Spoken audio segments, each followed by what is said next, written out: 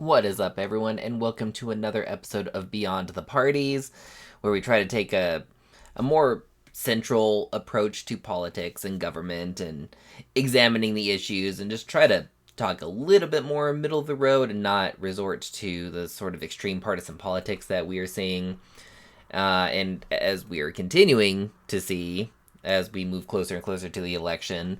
My name is Jason. I am your host, and yeah, what a wild election season it's already been. Like, I feel like everybody thought 2016 was the craziest election we were probably ever going to see. And then it's like the 2020 election hits, and that gets even crazier. And I think everybody thought we got kind of topped it. And now here we are, kind of jumping right back into it again, and things are just insane. Just in the span of like just over a week, we had an assassination attempt on one presidential candidate, and then the other candidate actually just dropping out of the race, which is a little crazy. This is not something that's really happened before. We have had presidents step down in the past, but it's been pretty rare, and we've never really had a situation where we had the current sitting president and presumptive nominee just a month before the actual him officially accepting the nomination for running for his party as president again. He's dropped out, and this kind of leaves the Democratic Party sort of scrambling to figure out someone new to replace him. As I talked about the last episode, I would guess that this person is probably going to be Kamala Harris, just because I think that she will probably be the easiest pick. A big reason for that is the campaign funds, which I don't know the details as to what exactly is going to happen to the donated funds, but I'm pretty sure since Kamala Harris was on the ticket, she will be the one who can actually use those funds. The other reason I think she's probably going to be the pick is she's already run on the national ticket. She's the VP. Lot more people already are familiar with her. People who were big supporters of Biden are definitely going to take his endorsement into account. And even people who weren't necessarily the biggest supporters of Biden are probably going to want to basically support the person they think is going to win.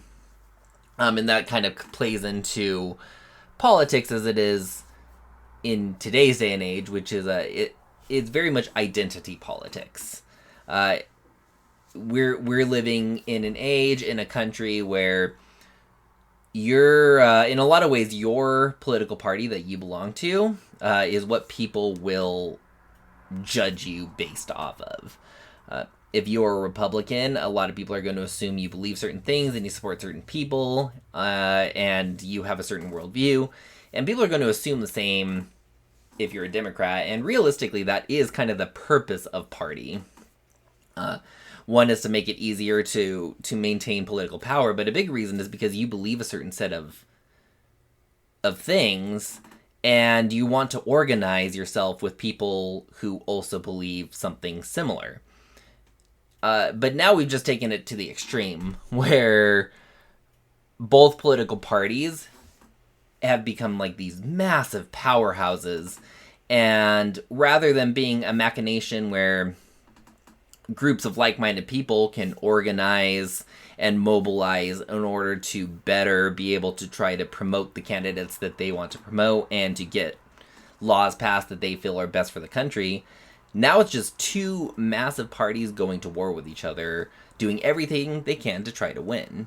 And you're going to see that, especially as we go further into the election, that the individual candidates don't really matter. What matters are the party that those candidates belong to. People are going to vote not based on who they think is the best candidate for the job. They're going to vote for the party that they belong to, even if they don't genuinely support the candidate. And that's something the Democratic Party in this situation is going to very, very much be relying on, is getting people to unify behind their party regardless of the candidate. Whether it's Kamala Harris or not, the Democratic Party is going to expect you to back them and to vote for them, because to them, voting the right person in office or getting behind the same person, like, it's none of that is as important as defeating Trump, who and they want to play this up as, Trump is kind of a special case, that he's someone that they particularly think is a bad egg and someone who is particularly dangerous and particularly extreme. But realistically, even if it was not Trump who was running for office, there was going to be the same sort of mentality anyway. They were still going to treat the Republican nominee as if they are the one greatest evil to this country, and we need to unify behind the Democratic candidates no matter what. And the Republican Party obviously treats Democratic candidates in exactly the same way. And so it's kind of sad to see that this is where our country has led to. And you're seeing a lot of hypocrisy from both sides because of this. You're seeing, for instance, a lot of people attacking Donald Trump for picking Vance as his running mate. And that, a big reason why they're kind of criticizing that decision, especially coming from the Democratic side, is because of how critical Vance was of Trump up until about roughly a year ago. He was very vocal about how he didn't like Trump and how he didn't think he was a good candidate for presidency. He called him very extreme. He considered him dangerous to the country. And all of a sudden that changed over the course of what seems to be like a few months, a year, and then he became much more of a supporter of Trump, and now is actually his VP pick. So that can be a little weird to some people, unless if you actually study the parties and you see how something very similar is pretty much always happened with the candidates. And especially the last few elections, we've seen parties where, this happened a few years ago, and then this happened the last election with the Democratic Party, where both parties have had these elections where there's, 6, 7, 8 people running for office, and you have these massive debates with all these different people, and all of them are criticizing each other. And a really, really good example is during the debates for the last election, where Kamala Harris was very vocal about how much she didn't like Biden and how she felt that he wasn't the right person for the job. And she even went so far as to almost be in tears on stage talking about policies that he had helped enact back in the 90s that she said directly negatively affected her and her family. Like, to her, Biden was responsible for some very, very bad things, and she was making these claims on the stage, attacking him, to convince people that he was not the right person for the job. Launch ahead a few months later, and now all of a sudden she is his VP pick, and is a staunch, devout supporter of him. Did her opinions on Biden as a politician and his policies change? Probably not. What did change, though, is when it became clear that he was the person who was going to get the nominee, abandoning her personal views was more important than risking disunification in the party. Like, it was more important to unify herself and try to get as many Democrats behind Biden, even if she personally disliked him, or at the very least disliked his policies and felt that he did not represent what she felt the country should represent. And so, yeah, so you see this kind of thing where, okay, a bunch of people who were very against the current sitting president now all of a sudden are 100% unifying against him. And you're seeing the same thing with Republicans. People who have been very outspoken against Trump are backing him because he is the Republican nominee, and it's more important to beat the Democrats than it is to stand by what you actually believe in and support people for office that you genuinely see as a good fit for that office. And that's kind of just what I wanted to talk about a bit, is this, how identity politics is very, very much taking over the political stage. Right now we are seeing that the two major parties are obviously the major players, and you are expected to back and support them. You are expected to vote for one of the two parties, and people on either party, if you don't support them, or if you're thinking of voting for a third party candidate, they will tell you you're wasting your vote.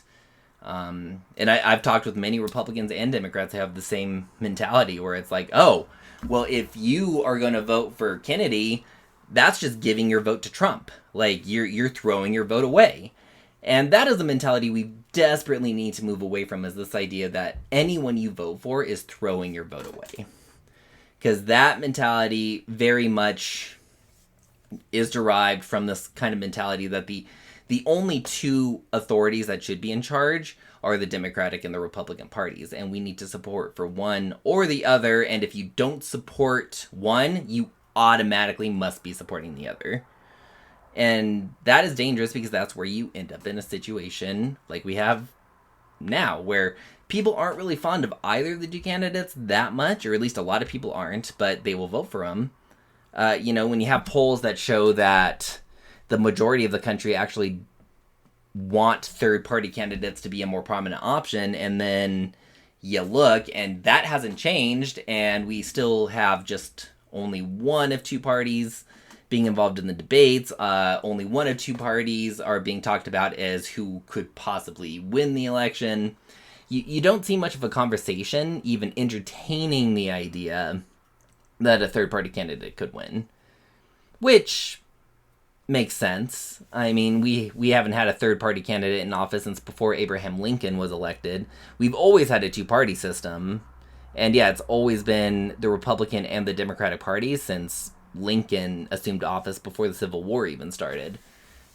So it's definitely hard to picture this world where a libertarian or a Green Party, or even a fully, truly independent person who doesn't belong to a political party, could ever win the presidential election, because it just doesn't happen. And we need to start moving away from that and start examining these candidates as people and not just as machinations in the political machine, which is what they are now. Like, the parties pretty much get to pick and choose their candidates. When it comes to who's going to be the Democratic nominee, the people right now don't really get that much of a say. They can be vocal about it, but ultimately the delegates who have already been established for the convention, they're going to get to vote on who is going to be the next Democratic nominee. Probably Kamala Harris, but it could be someone else. And people don't really have that much of a say because they've already voted in the primaries for Biden. He was the presumptive nominee. Most of the delegates in the convention were pledged to vote for Biden, but they are not pledged to vote for anyone anymore, which means they can technically vote for whoever they want.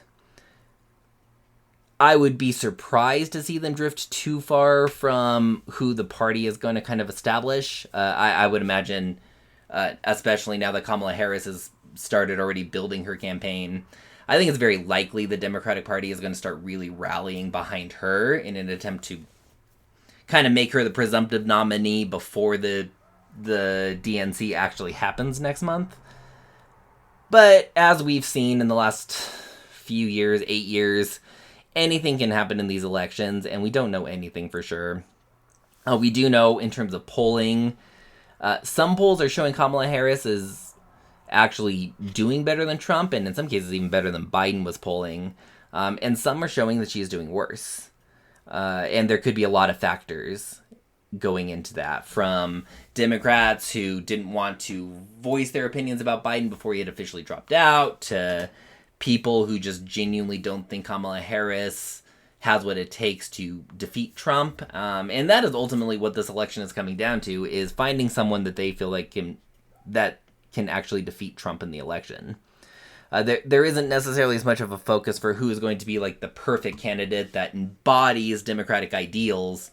Right now, this is just a war zone, and the intention is to just make sure you can beat Trump. That's all. That is the primary concern, and I think policy will kind of come after the fact. And you see that very much from the Republican side too. And this may actually be something Biden stepping down may actually be something that in the long run hurts Trump's campaign a little bit rather than helps it. The reason why I say that is because Trump's campaign seems to be very centric on talking about why Biden would not make a good president, why he's unfit for president, why he's too weak to be president, why he's too old to be president, in spite of the fact that there's really only like a 3-year age difference. But pretty much any time someone from the Trump campaign, including Trump himself, has been, when they're talking to them, the answer always comes back to something about Biden and commenting about Biden's abilities as president, or his record as president. But it's been very centric not on policy, not on building Trump up as a great candidate, but on tearing down Biden as a terrible one. So now that you've removed Biden from the scene, that's a conversation you're not going to really be able to have anymore. He'll run through the rest of his few months as president, but the campaign is going to have to talk about why Trump is going to be better than the next pick, rather than, whether that's Harris or whoever. And it's going to be, I think, a much harder for the campaign team to now build this sort of narrative to shift the focus back on policy, because this campaign has become just one that is purely about absolute negativity. Either Trump is talking about why Biden is a horrible candidate, or Biden is talking about why Trump is a horrible candidate.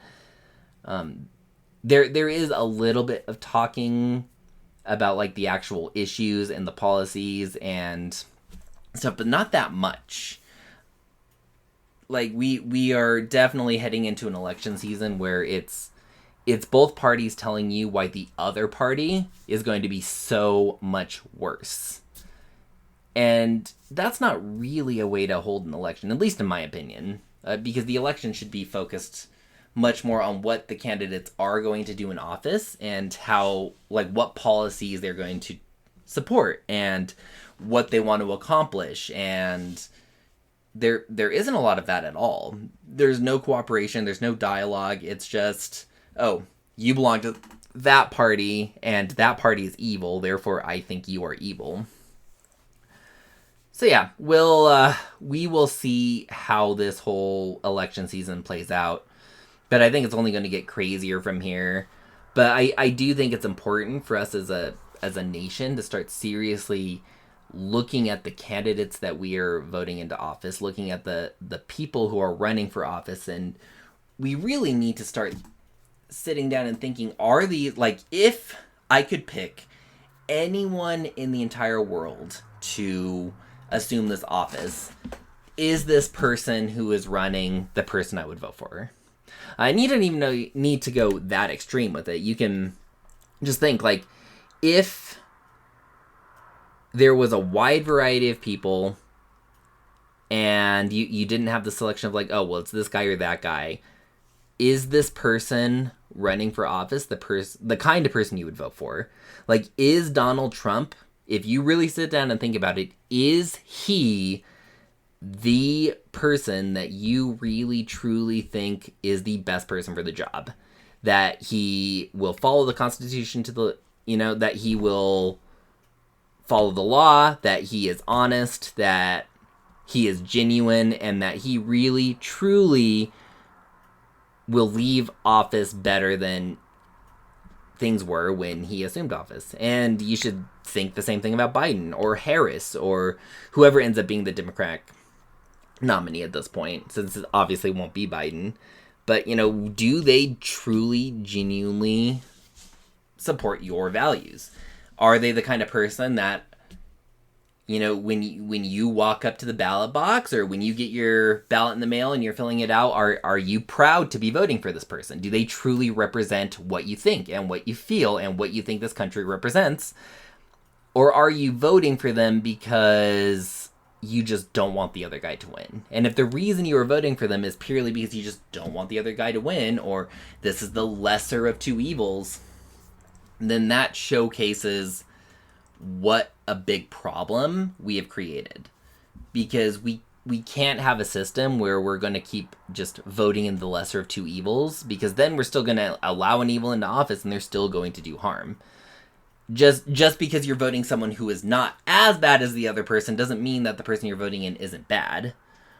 So whether, if you truly, genuinely love and support Trump or Biden or Harris or whoever is running for office, definitely vote for them. Like, that is the whole purpose of your vote, is to vote for someone that you really, truly, genuinely support. But if you're supporting someone just because you don't want to support the other guy, maybe consider being more vocal about who you really do support and being more proactive. I do know it's a bad situation that we're in, where no matter who ends up being on the final ballot this November, we're still going to have a Republican president and a Democratic president, and one of the two of them is going to win the election, or presidential nominees, I should say, and one of the two of them is going to win. We don't really have that much of a say beyond that, other than voting for one of those two people, because at this point, that's kind of set in stone. But we do need to just start getting more vocal about how dangerous that is as a system, and how dangerous it is to view your entire worldview purely through one political party, which is made up of people whose goal it is to win. Like, political parties, the whole purpose of a political party is to better organize yourself with like-minded people in order to win an election or win political power. And that's what both the Republican and the Democratic parties do. If you think that that's not their purpose, then you really don't understand political parties. Because the only purpose of a political party is to organize people to better win political power. You join a political party because you like their ideals and you align with them, and that is what you want. That's the vision that you share for the country and where you want to see things go. But the issue is that the political parties are so massive now, and they force everybody into one of two groups. So it doesn't matter who you are, you're expected to be more Republican or more Democrat. And even if you don't officially belong to one of those two parties, you're either not going to vote or you're going to vote for one of those two parties, is the mentality. And it's insane, because you can't squeeze everybody's political parties or political mindsets down into just one of two parties. And a really good example of this is a few years ago when Biden was first running for office, and someone else who was also running on the Democratic ticket was Bernie Sanders. Now, Joe Biden and Bernie Sanders are two very, very different people. They have very, very different political views. And no one in their right mind would ever look at the two of them and think that they belong to the same party. Because it's kind of crazy. Like, Bernie Sanders is much more left, and he straight up classifies himself as a socialist, or he refers to himself as a democratic socialist, and he supports a more socialist system. Whereas Joe Biden is much more middle of the road, and he definitely doesn't fall under the classification of being a socialist. And if you actually read things that both Bernie Sanders and Joe Biden have said, and you can even throw Hillary Clinton in here, because she was also running back in 2016 when Bernie Sanders was also on the ticket. They all have very, very different ideas, very different views. Clinton and Biden probably have more similar views, but Bernie Sanders definitely, you probably couldn't even classify him as like being a genuine Democrat, because he's really further to the side than that. But he joined the Democratic Party because that was his option. If he wanted to win an election, that's kind of what he had to do. And so there's this whole group of people, either in the Democratic Party or who are supporting the Democratic Party, who didn't really support Biden and didn't really think his vision was really the way to go, but who voted for him anyway, because when their candidate, Bernie Sanders, was no longer running for office, and Biden became the nominee, or Clinton became the nominee, they shifted gears and supported their party. Except for a weird phenomena in 2016 when there was actually a decent group of people who were Biden support or who were Bernie Sanders supporters who actually voted for Trump, that was more so due out of spite, and there's definitely some confusion as to how many people actually did, but there was actually a group of Sanders supporters who did vote for Trump, but that is a rarer case. In most instances, they will back by the party. And you'll see this kind of mentality when it comes to the party dialogue. They will sit there and they will tell you, okay, well, we need unification. Every candidate that drops out of the race is kind of expected to throw their support behind one of the other people in their party who are running for office. Kamala Harris, when she threw her support behind Biden, became his VP, and so did all of those candidates who were running on the Democratic ticket. When Biden became the presumptive nominee, they all threw their support behind him. People are throwing their support behind Trump, and they did so in 2016, just because that's what you do. Identity politics kind of runs the show, and it's time for us to start drifting that back a little bit, and we really just need to start asking ourselves, do we really want to continue the cycle of constantly voting in representatives of two parties that just aren't getting the job done, or do we want to start focusing more on people that we actually genuinely like and genuinely can get behind? And so, yeah, it'll be interesting to see where this election takes us. I just kind of wanted to talk a little bit about identity politics and how dangerous it can actually be, and it's a big reason why we are in our mess now. I'll probably be talking a lot more about this kind of thing because I'm assuming as we're going into the next few weeks, we're going to see a lot more from the Republicans, a lot more rallying behind Trump to make sure that he beats whatever Democrat runs, and for the Democratic Party, this kind of expectation that whoever does become the nominee, regardless of whether they have the majority of Democratic support or not, the expectation is going to be people back them. People, vote for whoever is the nominee, because even if you don't really like them, the alternative is always going to be much worse. And you'll see the same rhetoric from the Republican Party of, oh yeah, well, even if you don't like Trump, even if you don't like Vance, well, the worst thing you could do is vote a Democrat in the office because they hate our country and they will destroy it. And then you see the same dialogue coming from the Democrats. So it's important to be a lot more visual or vigilant, because the dialogue from both parties going into this is going to be unification behind our party is the only way to save the country. Both parties seem to be very much making this about saving our democracy.